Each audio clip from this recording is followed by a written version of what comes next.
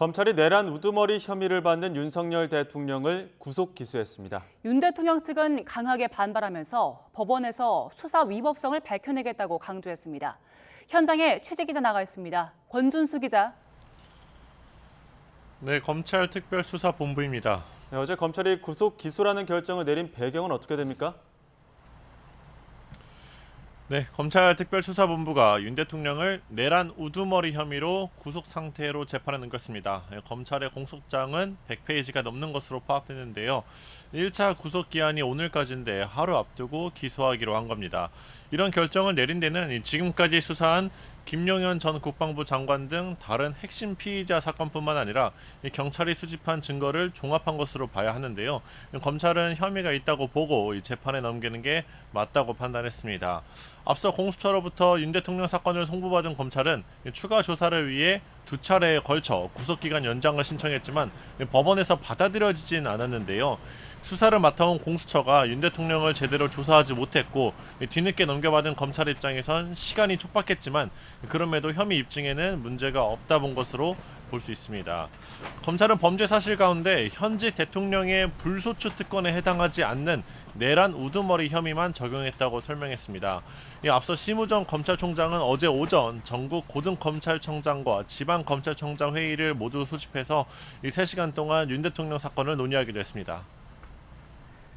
네, 검찰이 고심 끝에 결론을 내린 걸로 보이는데 이렇게 현직 대통령이 재판에 넘겨진 게 헌정사상 처음이지요? 네, 현지 대통령에 대한 체포 영장이 발부되고 또 체포되기까지 과정 모두 헌정 역사에 없던 일이었습니다. 이렇게 현지 대통령이 구속된 채로 기소된 건 역시 헌정사 초유의 사례인데요. 윤 대통령은 계엄 선포 이후 54일 만에 내란 재판에 넘겨졌습니다. 이 기간 검찰은 특수본을 꾸려서 수사를 벌여왔는데 윤 대통령이 국회 봉쇄를 지시하고 주요 정치권 인사를 체포하라 하는 등 위헌 위법한 과정으로 계엄을 선포한 것으로 결론을 내렸습니다. 검찰은 내란 중요 임무 종사 혐의를 받는 김용현 전 장관을 포함해 여러 군 사령관도 잇따라 구속하고 기소해 왔는데요. 앞으로 윤 대통령은 형사소송법에 따라 1심에선 최대 6개월 동안 구속된 상태로 재판을 받게 됩니다. 윤 대통령 측이 증인을 대거 신청하거나 혐의 등을 하나하나 다투면 재판이 길어질 수 있습니다.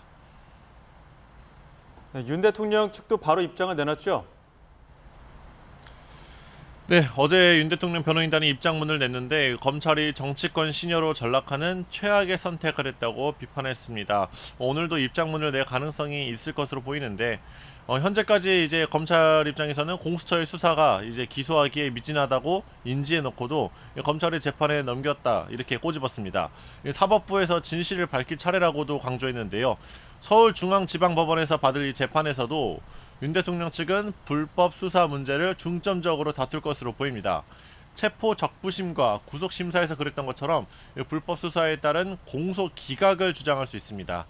또 윤 대통령 석방을 요구하는 만큼 법원에 보증금을 내는 조건으로 풀어주는 보석을 청구할 가능성도 있습니다. 이제 사건은 서울중앙지방법원으로 넘어갔는데 재판부 어디에 배당할지는 연휴가 끝난 뒤 정해질 예정입니다. 지금까지 검찰특별수사본부에서 YTN 권준수입니다.